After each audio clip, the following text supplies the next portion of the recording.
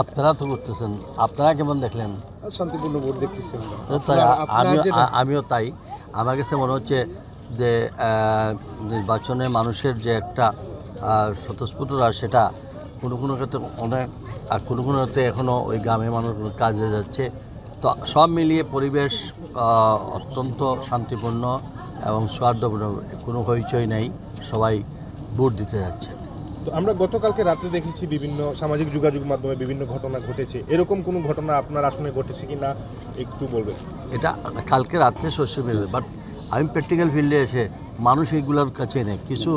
এই যে কি আপনারা বাড়েছে এআই দিয়ে পুরনো ছবি, গত 10 বছরের ছবির টেনে এনে এটার সঙ্গে এইগুলা আসলে অসুস্থতার একটা লক্ষণ। যারা এইসব জিনিস করে তার সুস্থ মানসিকতার না। দেশটাকে ওন করা উচিত, এবং আমার মনে হয় দেশটা আমাদের সকলের, সেই সেন্সে অন্তত জাতীয় গুরুত্বপূর্ণ এই নির্বাচনকে হালকা করে দেখার কোনো সুযোগ নাই।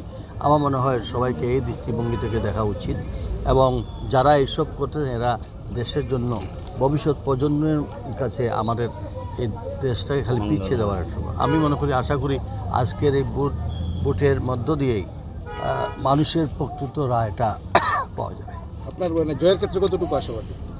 আলহামদুলিল্লাহ, আল্লাহর শুকরিয়া। আমি আশা করতেছি মহান রাব্বুল আলামিন অশেষ কৃপায় বিকাল পর্যন্ত যেভাবে চলছে এটা চলতে থাকে, তাহলে আমার মনে হয় আল্লাহর হুকুম হইলে, আমি তো জানি না, আমি শতভাগ আশাবাদী।